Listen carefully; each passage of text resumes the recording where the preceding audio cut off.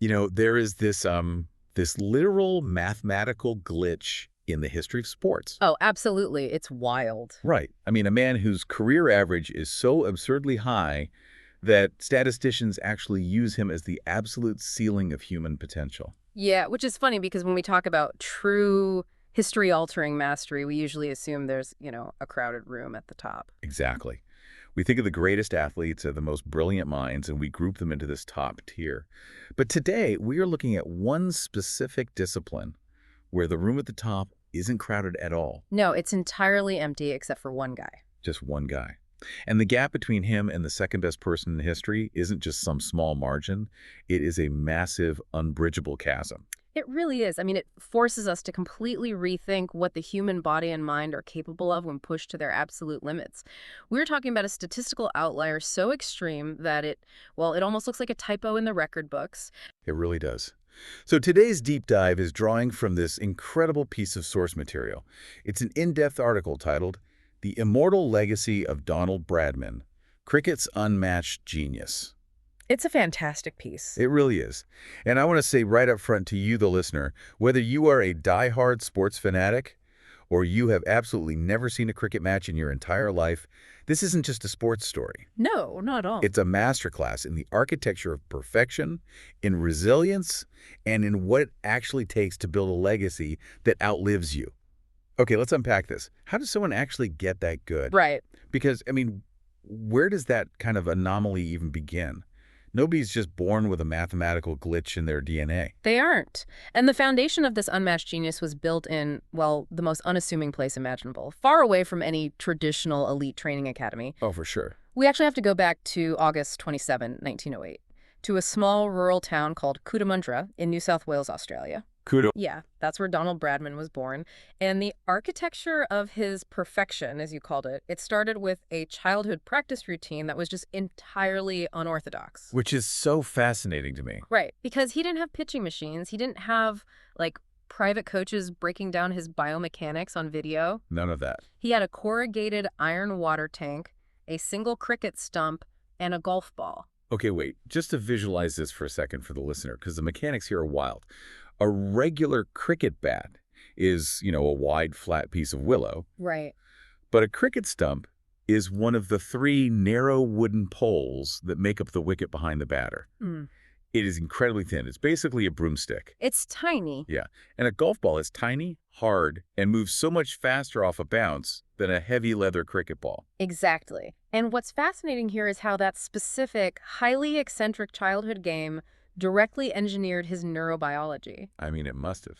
Just think about the biophysics of what he was doing. A curved, corrugated water tank means the ball is going to rebound at completely erratic, unpredictable angles. Right, because of the ridges on the tank. Exactly. Every single time he threw that golf ball against the tank, it came back at him differently. It's like a gamer playing on the absolute hardest nightmare setting with a broken controller. That is such a good analogy. It's like stepping up to home plate in baseball, but you're wearing a blindfold, and the blindfold is only ripped off a fraction of a millisecond before the pitch reaches you. You don't have time to think. No time at all. You barely have time to react. You just have to process the visual data and swing. That is the perfect way to look at it, because he was forcing his brain to process visual information at a speed far beyond what any normal game of cricket would ever require. He was basically hacking his own nervous system. Exactly. He was developing this elite system of fast-twitch reflexes. We often assume that greatness requires immediate access to the best facilities, the textbook manuals. Right, the extensive academies. But Bradman proves that true innovation often comes from isolation.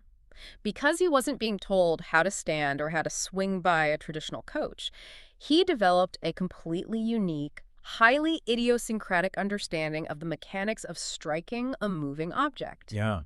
His hand-eye coordination was calibrated to just an impossible standard. So by the time he actually walked onto a real pitch, hitting a regular-sized cricket ball with a wide, full-size bat must have felt like the whole world was moving in slow motion. Oh, it must look like a beach ball to him. Seriously. And the results, they speak for themselves. The timeline of his rise is staggering. It really is. At age 19, he makes his first-class debut for New South Wales. 19? Yeah, and for context, first-class cricket is the highest domestic level. It's just one step below representing the country. And in his very first match at that level, he scores a century. Which is 100 runs in a single innings. Right. He did it right out of the gate. Just announcing himself to the entire country on day one. Absolutely, and that immediately fast-tracks him to the national team. His Test debut, which is the absolute pinnacle of international cricket, comes during the 1928-29 Ashes series against England. Okay, and we should clarify what the Ashes means for you listening, because it frames his entire career. It's vital context. Yeah, it is not just another tournament. It is this bitter, century-old blood feud between Australia and England. The pressure is immense. Oh, the pressure is off the charts. Now, his very first performances in that series were modest, which, shows he was actually human. Right, a slight adjustment period. Exactly. But his brain adapted to the new difficulty level incredibly fast. By the third test in Melbourne, he scores his first test century with 112 runs, and he follows it up with a 79 in the second innings. It's just unbelievable. Yeah. The kid with the golf ball is suddenly the anchor of the Australian national side. Yeah. But going from a prodigy to completely shattering the laws of mathematics, I mean, that happens over the next few years because the numbers in this source material are almost difficult to comprehend. They really are. We need to talk about the 1930 Ashes series in England, where he essentially breaks the game. Yeah, during that single series in 1930, Bradman scored 974 runs. That's just in one series. One series. His batting average for the series was 139.14. Which is absurd. It's ridiculous. That included 2 double centuries, so scoring over 200 runs in an innings, and a 334 triple century at Headingley. Wow. And that 974-run record for a single test series, it was set nearly a century ago, and it still stands today. Nobody has touched it. Nobody. And this wasn't just a flash in the pan. The grand statistic, the number that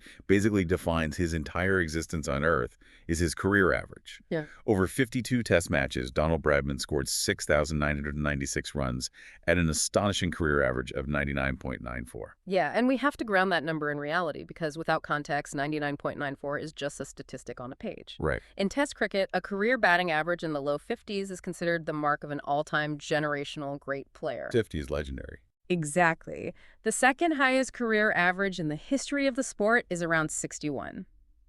So Bradman isn't just slightly better than the next guy. He is nearly 60% better than the second greatest player to ever live. Which is mind-blowing. I mean, if we translate that level of statistical dominance, that exact standard deviation, to other sports, the numbers become hilarious. I really do. It would be like a baseball player hitting .390 for their entire career, every single season. Right. Or, if we look at basketball, Michael Jordan averaged about 30 points a game in his career. Right, the GOAT. Yeah, but if Jordan had Bradman's level of outlier dominance over his peers, Jordan would have needed to average something like 43 points a game every single night for 15 years. Which is just impossible to fathom. It highlights how his brain and body were operating on a fundamentally different plane. The source text notes he possessed unerring accuracy, remarkable footwork, and a mental sharpness that allowed him to completely outthink bowlers. Like he was reading their minds. Basically, he knew where they were going to deliver the ball before it even left their hand. Which brings us to the natural consequence of perfection. Because when you are an opponent facing a literal glitch in the matrix, someone who is mathematically twice as good as the greatest players in your own country, traditional strategy completely goes out the window. It has to. And that leads us to the 1932-33 Ashes series. This goes down in history as the Bodyline series. Yeah. England was desperate. The standard rules of physics and strategy ensured their defeat whenever Bradman walked out to the crease. They had no chance. None. So the English captain, Douglas Jardine, adopted a deeply controversial tactic known as leg theory, which the press famously dubbed bodyline. Okay, break down what bodyline actually physically looks like on the pitch. Because for a non-cricket fan, leg theory sounds like a gym workout routine. Fair point. Okay, so picture the batter standing at the crease, which is the designated batting area. Normally, a fast bowler who is hurling a rock-hard leather ball at 90 miles per hour is aiming for the wickets. The wooden stumps behind the batter. Exactly. The goal is to hit the stumps to get the batter out. But in bodyline, the English bowlers deliberately stopped aiming for the stumps. Right.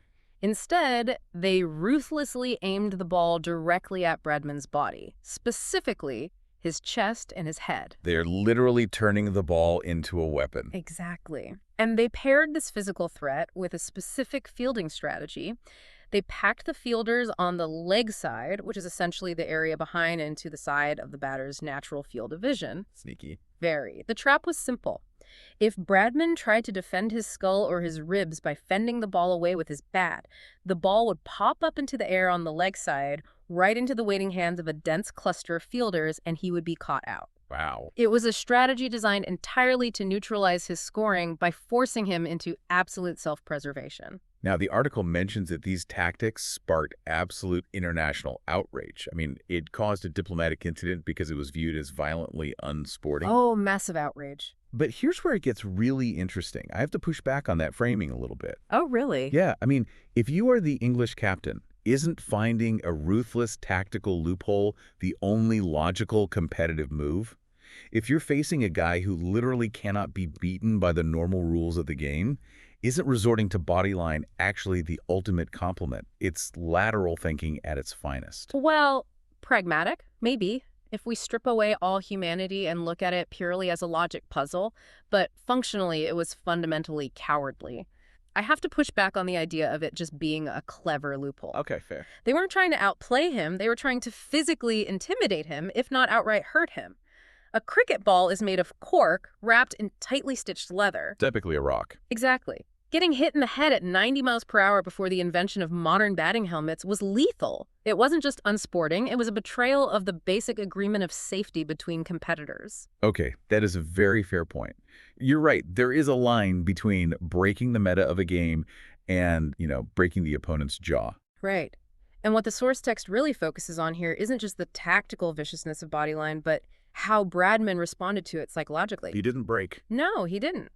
During this series, where he was being headhunted by fast bowlers and his scoring was, quote-unquote, successfully curbed, Bradman still managed to average 56.57. Which, as we established earlier with the math, is a career-best Hall of Fame average for literally almost anyone else in the history of the sport. Exactly. I mean, the English had to invent a dangerous game-breaking tactic just to reduce Donald Bradman to the level of a regular all-time great. It's incredible. The author specifically notes that for Bradman, this 56.57 was considered a rare failure. A failure, wow. That alone tells you everything about the impossibly high standard he had set. But more than the numbers, Bodyline tested his character. He maintained his composure and his dignity under literal fire. He didn't snap. No. He didn't retaliate, he didn't lose his temper, and he maintained his integrity, really cementing his reputation as a gentleman of the game. So he survives Bodyline. He proves his character when the entire framework of the sport is weaponized against him.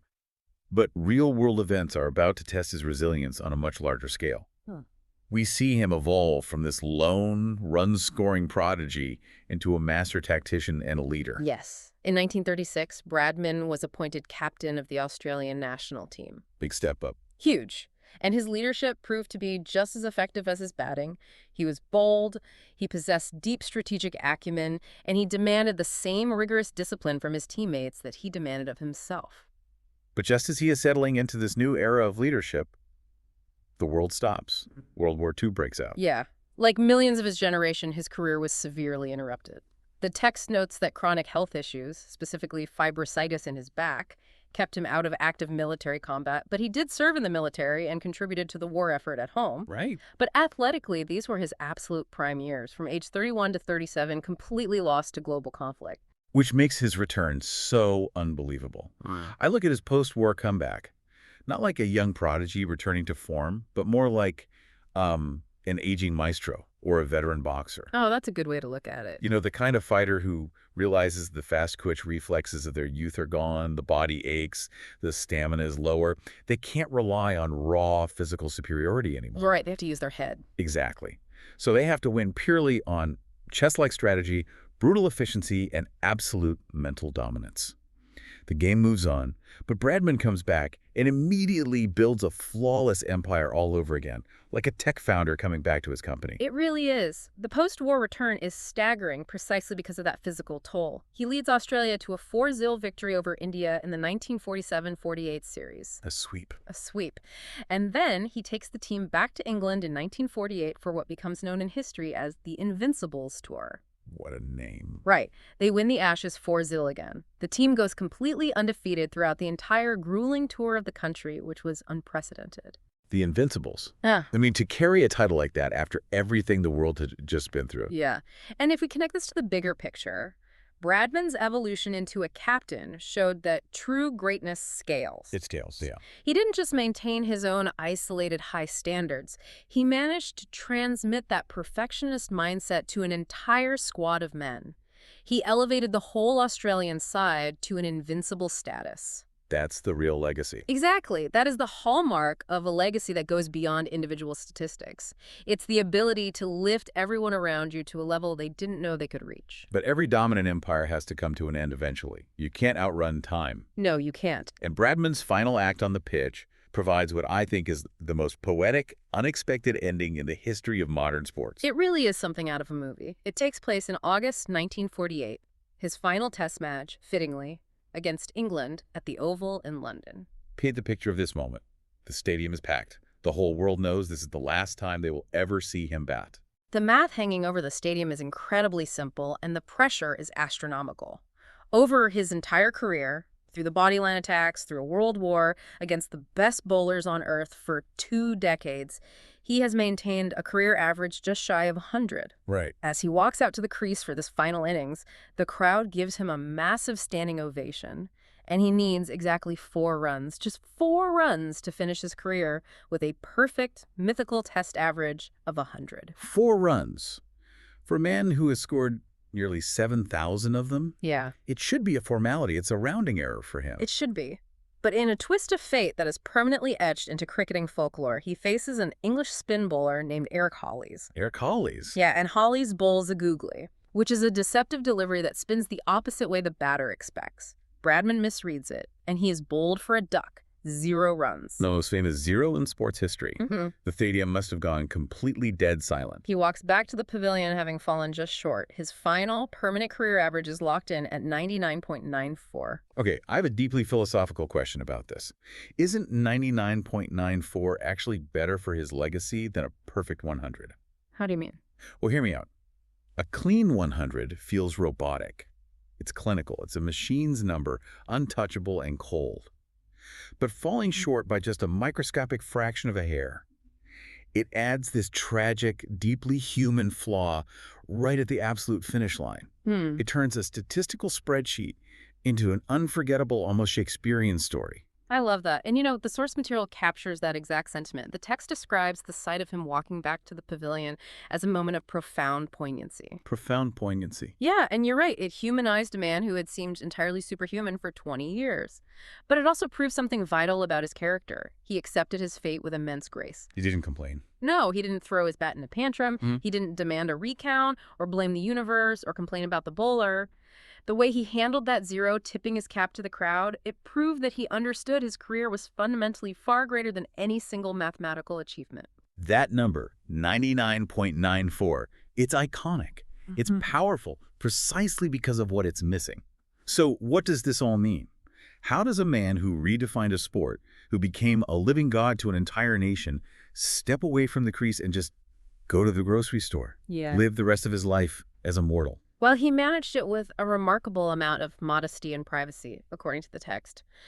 His life beyond cricket was deeply impactful, but very grounded. Grounded is a good word for it. He stayed associated with the sport for decades, serving as a selector for the Australian national team, helping to shape the future of the game from behind the scenes. He also applied his intense discipline and intelligence to become a highly successful stockbroker and businessman in Adelaide. And his contributions are recognized on a massive scale beyond just cricket stats, right? Absolutely. In 1949, less than a year after his retirement, he was knighted for his services to cricket and Commonwealth relations. No. He was the very first Australian cricketer to receive that honor, Sir Donald Bradman.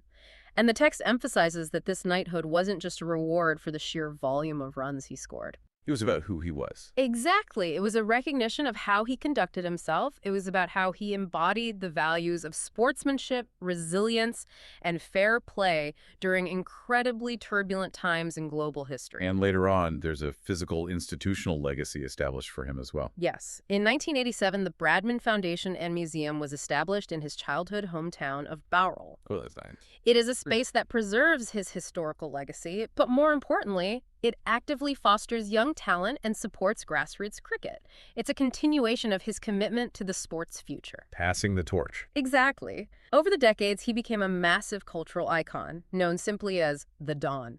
For a young nation like Australia, he embodied their ideal identity. Hard work, unpretentious brilliance, and undeniable grit. So what does this all mean for us today? When I look at modern sports culture, we live in this era of hyper-analytics, instant viral fame, and athletes who are essentially managed corporate brands from the time they are teenagers in high school. I have to wonder if modern society could ever produce another figure whose myth so perfectly matches their actual flesh and blood achievements. This raises an important question about how we view our heroes, actually, and the source text explicitly warns against falling into the trap of viewing Bradman as a superhuman myth. Right. It is so easy for us to look at that 99.94 average, look at the black and white footage, and assume he was just sprinkled with magic dust at birth. Right. The idea that he was just destined for it and didn't have to bleed for it. Exactly. But understanding him as a man of flesh and blood with his own personal battles is what makes the achievements actually matter. His legacy is enduring precisely because his records were not just the result of raw, inherited genetic talent. They were earned. They were earned. They were forged in that dusty backyard with the corrugated water tank and the golf ball. They were defended against a barrage of lethal fast bowling during bodyline. They were patiently rebuilt after a world war stole his prime years. It was relentless effort, unmatched discipline, and an absolute enduring love for the game itself. It really is the ultimate blueprint. I mean, we are looking at a kid in a small town who invented his own impossible training game to hack his neurobiology. Yeah. A man who faced down the most brutal, physical, dangerous tactics ever devised in this sport and didn't flinch.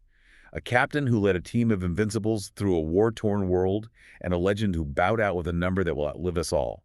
It shows that greatness is something you have to earn in the dark, and humility is what you must maintain when you are finally standing in the brightest light. That is the core of the Bradman story.